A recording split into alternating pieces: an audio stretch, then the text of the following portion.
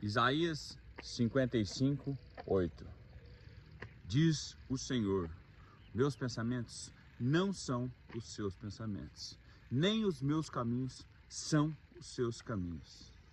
Então o Senhor tem planos e caminhos muito melhores para ti do que os seus. Porque muitas vezes nós trazemos planos, estratégias, situações, do qual às vezes nos frustramos, nos machucamos e precisamos do Senhor para nos socorrer. Então, deixa o Senhor estar e ser totalmente na tua vida.